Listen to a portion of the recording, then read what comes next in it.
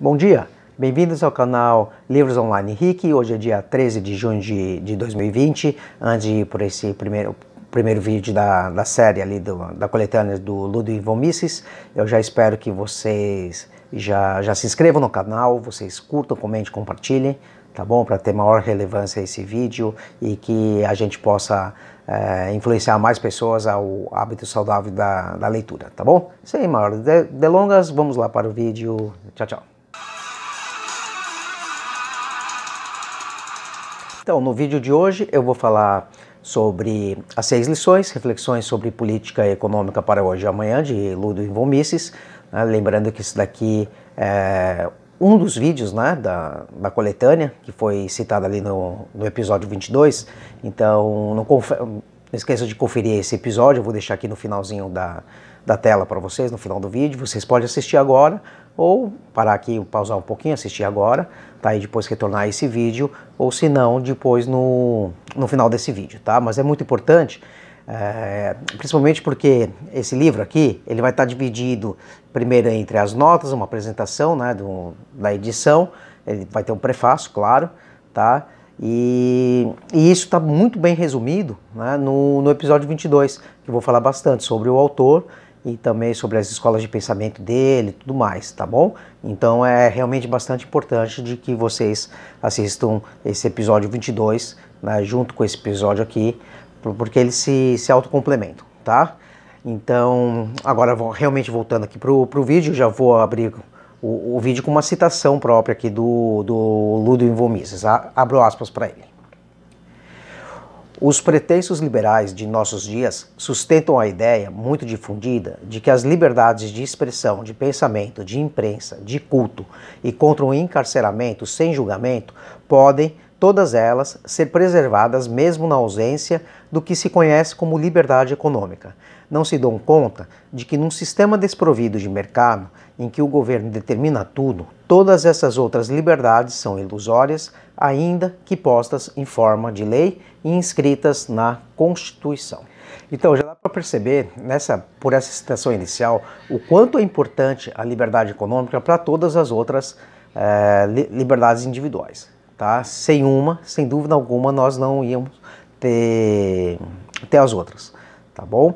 E a gente tem diversos exemplos disso, tanto os exemplos de hoje, né, como os exemplos de épocas passadas, né, principalmente, né, nesses países ditatoriais. A gente percebe que o que acaba acontecendo é exatamente que primeiro esses governos eles acabam com a liberdade econômica, né, fazendo controle de preços, um monte de coisa, e depois todas as outras liberdades vão sendo paulatinamente extintas, tá bom?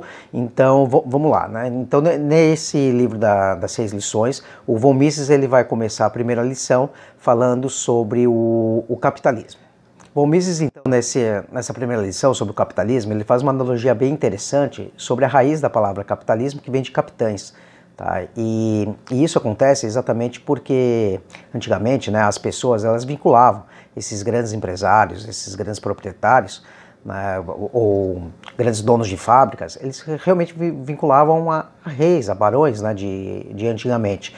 Mas isso daí é totalmente equivocado, exatamente porque essas pessoas, esses grandes empresários, eles nunca regeram absolutamente nada. Pelo contrário, eles sempre se serviram. E eles se servem de quê? Eles servem principalmente aos consumidores.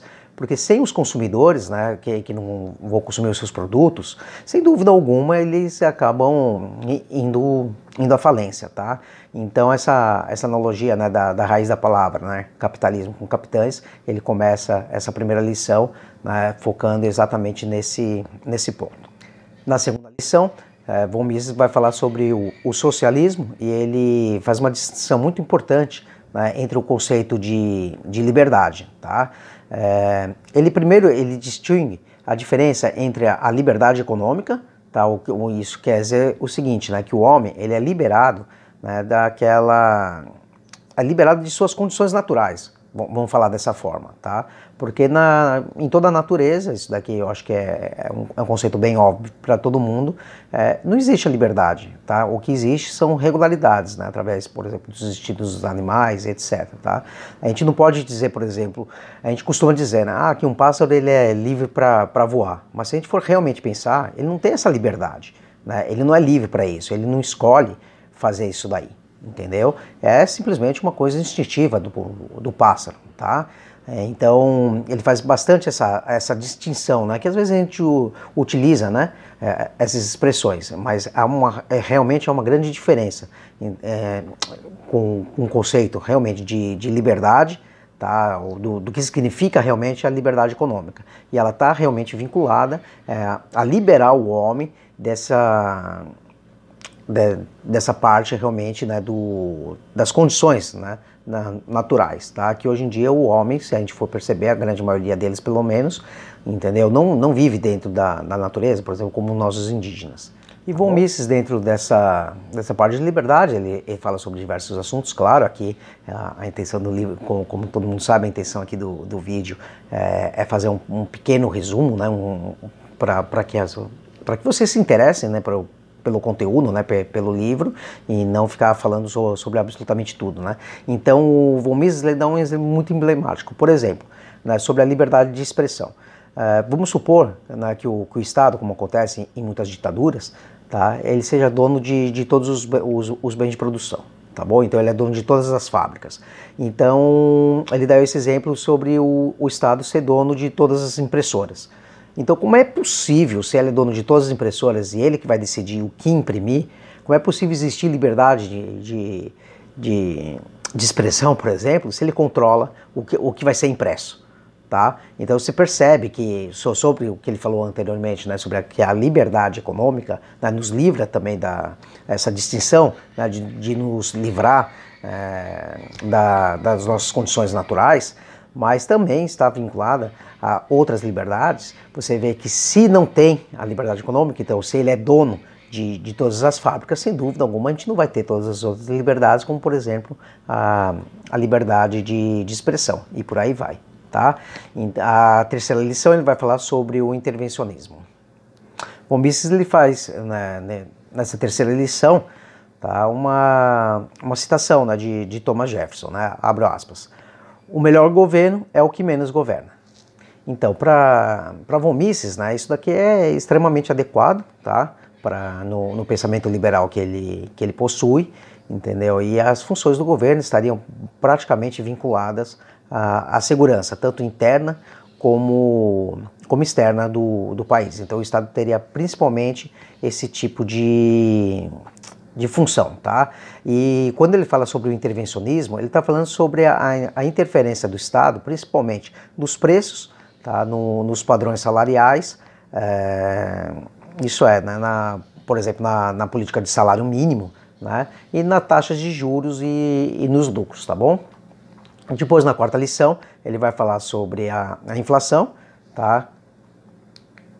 Então, sobre a inflação, que nada mais é que a relação, né, da quantidade de papel moeda e o poder de compra da unidade monetária e o preço. Tá? Então, por exemplo, se o governo aumenta essa oferta, cai o poder de compra da unidade monetária e os preços sobem. Tá? Então, esse assunto obviamente, é um assunto mais complexo do que esse resumo que eu estou falando, mas a gente tem que lembrar que Von Mises ele não tem uma visão, por exemplo, exclusivamente keynesiana sobre a inflação, que seria simplesmente sobre a diferença entre a oferta e a demanda, tá bom? Então ele, por ser um liberal, ele foca também mais essa parte de inflação sobre a quantidade de papel moeda que existe ali no mercado e a sua oferta, dependendo de como o governo ele estrutura toda essa parte, tá bom? Na quinta lição, ele vai falar sobre o investimento estrangeiro, e aqui ele vai tecer as diferenças entre as condições de produtividade marginal da mão de obra, tá? Entre os países. Tá? Então, vou abrir aqui aspas para resumir um pouco esse pensamento dele. O empresário não pode pagar a um trabalhador mais que a soma adicionada pelo trabalho desse empregado ao valor do produto. não lhe pode pagar mais que os clientes se dispõem a pagar pelo trabalho adicional desse trabalhador individual. Então, e por quê? Porque se o empresário pagar além daquilo do que ele pode ser compensado pelo preço, né, em que ele vende no mercado, ele vai simplesmente falir. Tá, isso daí é impossível, né? Você lembra lá no começo, em uma das lições, né, que ele realmente comenta sobre a falência, né? Então é exatamente por isso que ele vai tecer essas diferenças da produtividade marginal, e por isso exatamente que um país como os Estados Unidos, ele tem, por ter mais capital, ele tem uma condição maior de pagar melhores salários, tá?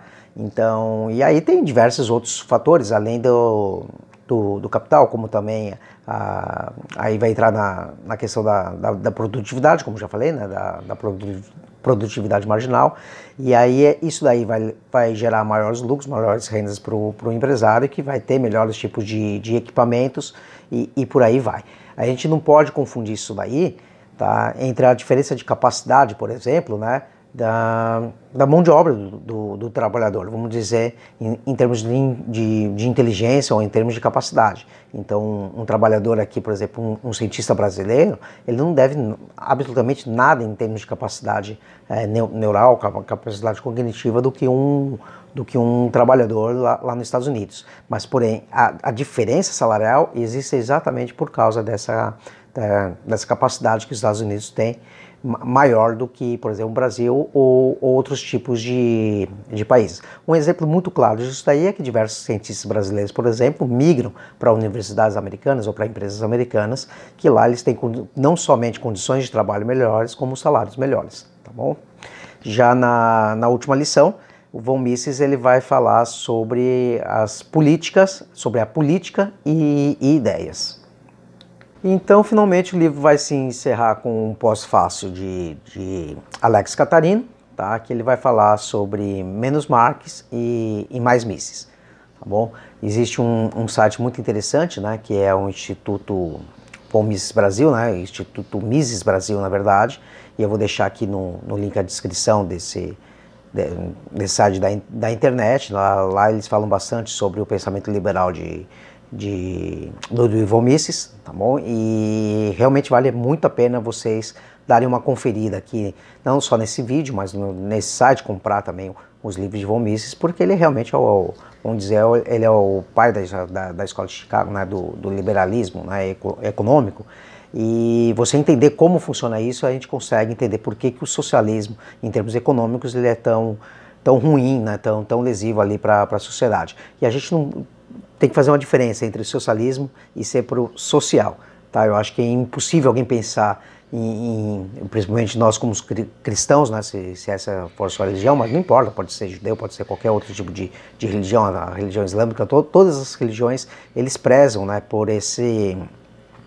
pela caridade, tá? Só que um Estado ele não pode ser caridoso nesse sentido, né? Ele pode fazer algumas políticas públicas, né, visando ali o social, né, mas a caridade tem que vir realmente do indivíduo. Então, quanto mais o Estado ele faz isso, a gente pode ficar pensando até mesmo, já que o Estado faz, por que eu vou fazer? Tá? Então você vê quanto em outros países, né? E eu acho que todos os países têm esse problema, né, de ter, infelizmente, pessoas que não conseguem, né, ter um pouco de melhor condições de vida, às vezes por questão de oportunidade, às vezes por questões próprias, internas da pessoa, às vezes ela tem um sério problema cognitivo, às vezes ela tem uma loucura, alguma coisa, ela é incapaz de trabalhar, e claro, tem as pessoas que simplesmente não conseguem porque são pessoas vagabundas, tá? Mas eu tenho certeza que a grande maioria não é esse último exemplo que eu estou falando. Então a gente percebe o quê? Que nesses países, quanto menos a interferência do Estado, mais a sociedade consegue ser caridosa. Tá?